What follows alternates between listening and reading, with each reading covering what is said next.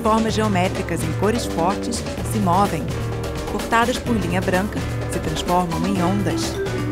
Programa especial em branco, no fundo vinho. Acima e abaixo do nome, ondas coloridas. Olá, está no ar o programa especial. Hoje vamos falar do mundo da tecnologia e saber o que há de interessante e inclusivo nesta área. Eu sou Juliana Oliveira, apresentadora e cadeirante. Fique com a gente. No programa especial de hoje, Zé Luiz Pacheco mostra o Centro Nacional de Referência em Tecnologia Assistiva, em São Paulo. Nossa equipe conferiu o GCRIP, um jogo eletrônico que auxilia o desenvolvimento de crianças com deficiência. Você vai conhecer Antônio, que é designer e desenvolveu um cabide que auxilia pessoas com deficiência visual na hora de escolher roupas. E ainda, em Petrópolis, vamos visitar o Centro Cultural 14 Bis.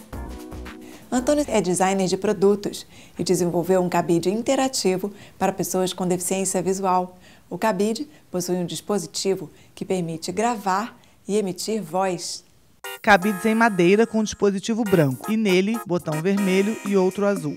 Eu sou designer de produto. As irmãs Cristiane e Adriana me chamaram para desenhar o produto e eu estou desenvolvendo o que a gente está chamando de cabide de visão. Mulher ao computador. Em uma prateleira e na bancada, cabides expostos. Eu sou Adriana Sêmola. O cabide de visão surgiu a partir de uma necessidade verificada pela minha irmã, que é pedagoga e faz a instalação de salas de recursos em escolas municipais. Então, com essa questão organizativa, veio uma pergunta de um professor, dos próprios alunos, de como melhorar a qualidade de vida na organização diária das pessoas com deficiência. E como o nosso nicho é cabide, nós trabalhamos praticamente exclusivamente com cabide, resolvemos fazer esse link, né? Não temos ninguém na família com deficiência, mas enfim, para justamente tentar colaborar com a qualidade de vida dos deficientes visuais. A gente visitou o Laramara, que é uma instituição que tem interesse em ajudar, né, as empresas a desenvolver produtos e tal.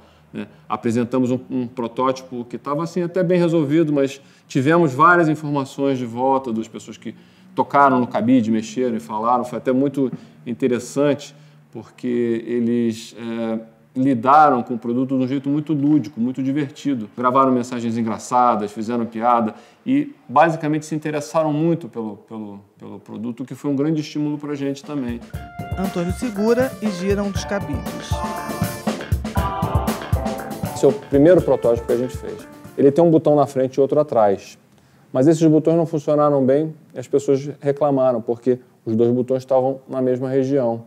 Então, assim, quando você apertava um, você apertava o outro. Então, se você aperta o botão de gravação, desgrava o que está gravado. Então, isso aqui não deu certo, mas já foi o nosso primeiro teste, né, de produção. É outro modo de abordar um objeto, né? E, enfim, o objeto tem que ter uma forma e uma qualidade que leve a pessoa facilmente a encontrar um botão, por exemplo, né? Ele é feito de duas ombreiras, que são ombreiras de madeira, um pouco mais grossas. Tem um elemento central, que é a parte onde vai, essa parte toda de gravação, vai o gancho do cabide. A gente começou pensando que esse elemento ficaria tudo dentro da madeira. A gente descobriu que não dá, porque tem que trocar a pilha, tem que ter, assim, você tem que poder ligar e desligar. Nessa face dessa parte central tem uma abertura com entalhe na madeira, onde vai o chip, né? Sobre essa abertura vai uma tampinha, de cada lado, esquerdo e direito, tem um botão de gravação e de reprodução. O chip é bem pequeno, a qualidade de reprodução é muito boa, de voz. Camisa de seda azul. Camisa de seda azul. A ideia é fazer outras formas de cabide, cabides que possa botar calça, cabide. Esse é um cabide, vamos dizer, para botar uma camisa, um terno, né? A gente está se dando conta, desenhando um produto como esse, de que a gente pode fazer outros produtos que falem com a pessoa. Cabides enfileirados expostos sobre a mesa. O GCRIP é um jogo eletrônico projetado para ajudar o desenvolvimento de crianças com algum tipo de deficiência, em especial a síndrome de Down. Nossa equipe conversou com o André Brandão, criador do GCRIP. Sala com computadores e um homem sentado em frente a um deles. Um homem entra e se dirige a outro computador. Eu sou o André Brandão, sou coordenador do projeto GCRIP. O GCRIP é um projeto de desenvolvimento de jogos para pessoas com necessidades especiais. Atualmente conta com um jogo desenvolvido em 2009, com lançamento em 2010, que leva em conta as necessidades especiais de crianças com síndrome de Down e idade pré-escolar. A versão atual foi desenvolvida levando em conta diferentes habilidades cognitivas. Cada habilidade cognitiva inspirou um ambiente virtual dentro do jogo. E em modo de interação é basicamente com o mouse. É um jogo para todos. No entanto, teve que ter um foco. E o foco foi idade pré-escolar com síndrome de Down. O jogo ele tem 3 ambientes. Um deles estimula a imitação, outra motricidade fina, outra percepção. E cada um deles vai de uma maneira que as atividades do jogo estimulam essas habilidades cognitivas em específico. Não exclusivamente cada uma delas, mas mais uma delas. E nesse jogo existem 2 personagens, os 2 personagens com síndrome de Down, fato inédito até então nos jogos digitais. Então a forma de interação do jogo é a utilização do mouse, certo? E atualmente o jogo está disponível para as versões Windows e Mac e 5 diferentes idiomas. Em português, espanhol, inglês, alemão e turco. A ideia de desenvolver jogos para crianças com síndrome de Down veio de observação da minha mãe, que ela é fonoaudióloga. Então, jogos digitais eram utilizados pela minha mãe, na sua clínica de fonoaudiologia, de uma maneira bastante interrompida. Diferentes atividades de diferentes jogos eram utilizadas, então isso causava uma interrupção muito grande, uma sessão terapêutica, especificamente de crianças com síndrome de Down. Isso acabava prejudicando a sessão. O Gcrip ele foi pensado para não ter essa interrupção, para serem utilizadas diferentes atividades num mesmo jogo, sem prejudicar o desenvolvimento da criança, sem prejudicar a sessão de terapia. Então, cada uma das atividades foi pensada nesse sentido, para estimular paulatinamente cada habilidade cognitiva sem interrupção do terapeuta. A criança tem irmãos, tem amigos, tem a sua família, e muitas vezes a gente escuta relatos em que é possível observar a criança jogando não só sozinha. O Gcrip ele é recomendado para crianças com idade pré-escolar, ou seja, começando com 3 anos de idade, indo até os 7 anos de idade, dependendo do quanto a criança é estimulada dentro e fora de casa. O jogo ele é disponível gratuitamente, e essa é a intenção do projeto, ao longo prazo, continuar distribuindo jogos gratuitamente, para devolver para a sociedade o investimento em diferentes profissionais que fazem sua formação dentro de universidades públicas. Então, é devolver para a sociedade um investimento feito por pagamento de impostos, feito de diferentes formas, para devolver para a sociedade um produto útil. Para quem quiser ter acesso ao jogo do Gcrip, acesse o site oficial www.gcrip.com. Na tela do computador, boneco vestido com a camisa do Gcrip acena dando tchau para nós. Dica: Fachada: Centro Cultural 14 Bis, prédio da instituição, elevador adaptado. Meu nome é Vera Lúcia, sou turismóloga e pedagoga. Eu trabalho no Centro Cultural 14 Bis e estou no programa para dar uma dica cultural. Vera caminha por uma sala com painéis expostos. O Centro Cultural 14 Bis foi inaugurado dia 30 de março de 2012. Estamos num espaço onde ele foi construído se preocupando com acessibilidade para as pessoas com deficiência. Tem a sala de exposição, que contém um filme com um artista chamado Silvio Costa, que ele explica, fazendo o papel de Santos Dumont, um pouco da casa dele e dos eventos dele. Tem libras e a legenda, tanto em inglês quanto em português e em espanhol. Cenas do filme com legendas em inglês e intérprete de libras. Temos a maquete, que as pessoas, colocando a mão, sentem e tem a possibilidade de ver a casa por dentro e por fora. Vera, em frente à maquete da casa de Santos Dumont, retira o telhado e toca a casa por dentro. Tem o 14 Bis em miniatura e a entrada você paga na bilheteria, é única. Sobe, você visita o Museu Casa Santos Dumont e você tem acesso imediato ao Centro Cultural 14 Bis, com espaço para você visitar tudo, e é tudo muito bem monitorado. Visitem o Museu Casa Santos Dumont e o Centro Cultural 14 Bis, que fica na cidade de Petrópolis, estado do Rio, pode se comunicar pelo e-mail casasantosdumont@gmail.com ou então pelo telefone, código 24 22 47 5222. Banner do Centro Cultural 14 Bis. Acesso para pessoas com dificuldades de mobilidade. Em Campinas, o repórter Zé Luiz Pacheco visitou o Centro Nacional de Referência em Tecnologia Assistiva, que desenvolve sistemas e produtos que facilitam o cotidiano das pessoas com deficiência. O CNRTA faz parte do complexo do Centro de Tecnologia da Informação Renato Archer. Zé conversou com desenvolvedores de projetos e conheceu algumas dessas tecnologias. Céu azul, árvores, outdoor, Centro de Tecnologia da Informação Renato Archer. A gente vai bater um papo aqui com o Vitor Marmana, ele é o diretor do CTI Renato Archer. Qual o papel do CTI Renato Archer? Então, o CTI Renato Archer é uma instituição, uma unidade de pesquisa do Ministério da Ciência, Tecnologia e Inovação. Nós temos 30 anos de atuação na área de tecnologia da informação e uma atuação histórica na área de tecnologia assistiva que se iniciou na década de 80. Dentro desses todos os laboratórios que você tem aqui, quais são os voltados para a tecnologia assistiva? Bom, de forma específica, nós temos 8 laboratórios que estão diretamente voltados para a tecnologia assistiva. Mas, na verdade, a gente tem que pensar o CTI como uma matriz de competências para atender projetos em tecnologia assistiva. Então, indiretamente, todos os 12 estão envolvidos em tecnologia assistiva, embora 8 tenham projetos especificamente em tecnologia assistiva. Meu nome é Sidney Pinto da Cunha, eu sou aqui da RVC, que é a divisão robótica, né?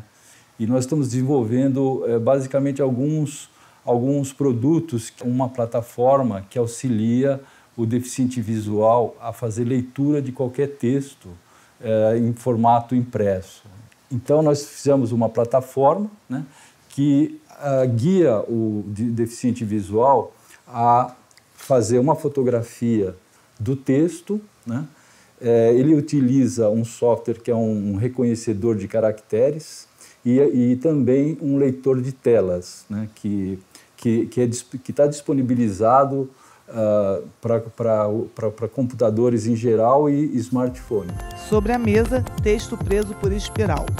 Sidney coloca acima a plataforma transparente suspensa por 4 apoios. A seguir, encaixa um celular na plataforma. Assim, a ideia da plataforma é que ela posicione a câmera e o texto que vai ser lido. Dê 2 toques para abrir. Perfect OC. Campo de texto. Está editando. Sublinha, sublinha. Conscientemente repetidas. O segundo produto que nós estamos desenvolvendo é o SoundLux, que é um sensor de luz que dá a informação da intensidade de luz e da direção das fontes de luz. Ele é um sensor de luz que auxilia o deficiente visual a localizar a fonte de luz e também ter uma ideia, através da frequência do som, da intensidade da fonte de luz. Então, eu vou acionar. Sidney segura o sensor e o movimenta até alcançar uma luminária.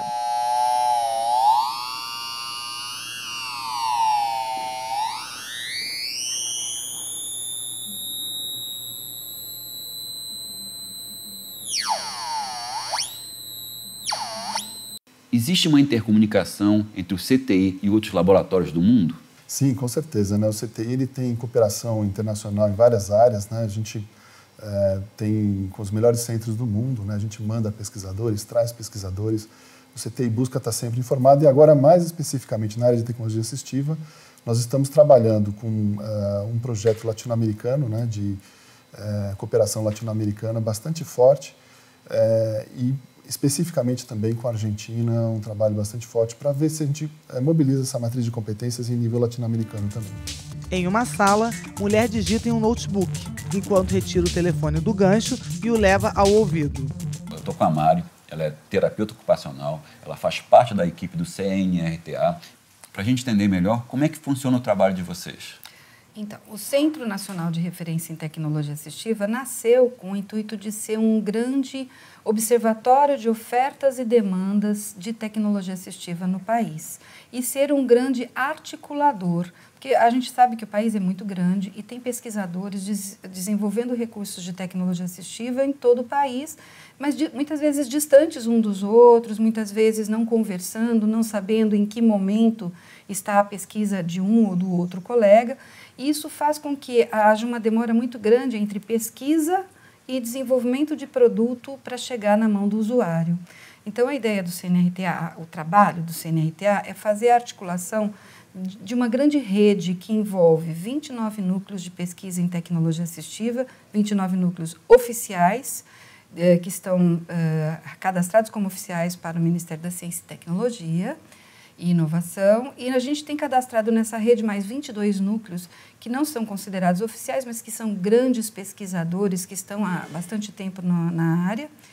E a ideia é fazê-los conversar, fazer com que essa conversa mobilize a pesquisa e facilite a chegada do produto lá na ponta, na mão do usuário. A gente leva para as empresas e para os núcleos as necessidades dos usuários e, além disso, a gente faz uma interface junto aos órgãos de fomento, de maneira em que, toda vez que surge uma chamada pública, que vai oferecer fomento para desenvolvimento, isso chegue rapidamente para os pesquisadores, de maneira que isso seja melhor utilizado. Qual a relação de vocês com o CNTI, o Centro de Tecnologia da Informação? Então, o CTI, o Centro de Tecnologia da Informação Renato Archer, de Campinas, ele já tem um know-how antigo no desenvolvimento de pesquisas na área de tecnologia assistiva. Para você criar um centro de tamanho tão grande, é necessário uma gama de coisas. Uma delas é a infraestrutura. E isso demandaria muito tempo, muito custo. E o CTI nos acolheu. Então, nós hoje estamos dentro do CTI, utilizando toda a infraestrutura do CTI, o que otimizou nosso estabelecimento. Então, nós pudemos nascer já trabalhando. A gente costuma dizer que a gente já nasceu trocando a roda. Vocês trabalham com equipe, né? A equipe do CNRTA é composta de um grupo interdisciplinar, ou seja, eu sou terapeuta ocupacional, nós temos uma fisioterapeuta, pedagogos, psicólogo, serviço social, nós temos pessoal da área de TI, então engenharia da computação, ciências da computação. Homem toca em um equipamento eletrônico. Agora eu estou com o Beiral, ele é o coordenador do LTA²D.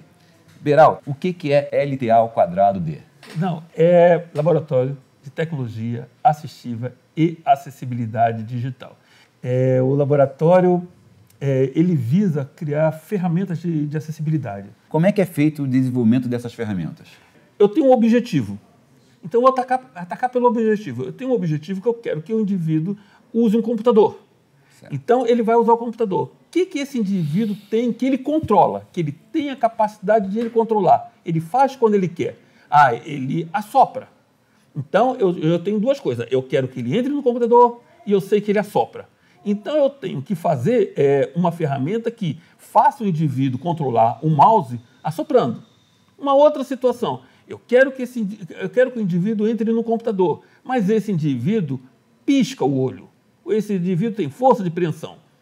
Então eu tenho a mesma coisa, mais ou menos parecido. Qual o meu objetivo? É levar esse indivíduo a controlar o computador. Ponto. Que esse vai passar por um sistema? Ponto. O que esse indivíduo tem que ele possa fazer isso? Que ele consiga acessar aquela máquina. Que ele consiga fazer. O que seria que ele tem? Ele emite som. Ele movimenta a cabeça. Então, eu estou fazendo uma única unidade, são várias unidades. Isso me baixa o custo do produto. Isso eu tenho só uma unidade, então eu não preciso fazer. E, na verdade, isso são linhas de software que vai estar lá dentro. E já está desenvolvido, já está pago, então é um negócio mais barato. A única coisa que vai mudar, a única coisa que vai mudar é a série de sensores, que se for um indivíduo que não precisa usar, ele assopra, mas não precisa do sensor de som. Então eu tiro o sensor de som. Mas todo o sistema está lá montado. Então você desenvolve assim, uma coisa bem complexa, né? Bem complexo. E a partir daquele complexo você pode ir escalonando, descendo exatamente. A coisa. É um pouco isso, né? Exatamente. Esse aqui é o Auxílios. É aquele conjunto que pega todas as ferramentas. Então eu tenho aqui uma pera para medir força de preensão. Eu tenho uma unidade que eu posso soprar ou sugar, que vem nessa unidade. Eu tenho um sistema de som, que eu posso medir o som. Eu tenho também um de movimento, para pegar todos os movimentos. e tem uma webcam ligada. Então, o que acontece muito é que você evoluindo na tecnologia, você vai descobrindo os problemas. Então, existe esse switch, aquele switch que eu falei. Então, ele é um switch mecânico. A criança bate, ele vai acabar quebrando. Então, nós desenvolvemos um outro, com a mesma função. É um switch, que serve como switch. Mas ele usa uma webcam. Quando eu ponho a mão aqui, nesse ponto vermelho, ele vai calcular a área da minha mão e a cor da minha mão. E ver isso. Isso que você chama de assinatura. Isso que eu chamo de assinatura, muito bem. Aí ele vai como funcionar normalmente. Então, vamos ver, olha lá. Comandou já. Então, agora ele está em movimento. Eu quero parar o sistema? Parou o sistema. Eu quero agora que o meu cursor vá para uma outra posição, vá para cima. Então, ele está subindo. E aí o cursorzinho vai subindo. Vai subindo até o ponto. Eu quero parar aqui. Então, para aqui. Eu posso querer parar em cima de um ícone. Um ícone que abra o Word, que abra a Internet Explorer, e eu vou entrando nas diferentes funções. Deixa eu só ter um entendimento aqui. Essa setinha, ela te oferece. Ela fica andando. Ela fica andando. Tem uma velocidade que ela fica andando aqui. Aí, quando eu quero a direção que eu quero alcançar, eu boto a mão ali e ela para onde eu quero. Exatamente. Zé olha a tela de um computador, enquanto Beiral coloca a mão por baixo da webcam para dar o comando. É tudo muito complexo. Para esse desenvolvimento, qual o fator fundamental para que essa ferramenta seja eficiente? Então, as ferramentas de tecnologia assistiva, elas têm que ser bem aplicadas. Elas têm que saber ter um programa de aplicação. E esse programa influi a idade desse indivíduo que vai usar, a capacidade desse indivíduo de aprender a trabalhar com essa. Imagina uma criança que só fez isso na vida, só apertava e não sabe para que faz isso. Você que primeiro tem que trazer o real para ele. Então, quando eu faço isso, acontece alguma coisa. Agora, o que eu faço com isso aqui? Isso aqui eu posso usar no computador. O que faz? Eu aperto aqui, sai um som lá, uma música que me agrada. Eu passo a dar função para aquela coisa que até então não tinha. Então, então, a aplicação da tecnologia assistiva tem que ser muito bem planejada, muito bem, porque senão isso pode ser abandonado. Então, a ferramenta é boa, é excelente, porém, não funcionou. Por quê? Claro, ele está na idade errada, ele não sabe o que fazer, ele não está entendendo, ele não é alfabetizado. Então, vamos alfabetizar. Então, essa linha de trabalho tem que ser tão importante quanto desenvolver uma ferramenta de tecnologia assistiva. Como é que é para você perceber, né, nessas crianças que têm alguma dificuldade, nessas pessoas que estão aqui, como é que é para elas poder trabalhar com uma ferramenta dessas, a ter um acesso ao computador, na sua visão? Olha só, na minha visão, eu vou falar assim, eu poderia estar aposentado há 10 anos atrás. Não estou. Quando você vê uma criança dessa que nunca, não consegue falar, ele não tem outro meio de se expressar, e ele tem um Facebook, e ele comenta, então isso para mim é o maior ganho. Sensacional o seu trabalho. Tá? Muito obrigado a você. Obrigado a você. Tela do computador. Era uma vez uma menina muito esperta que morava ao lado.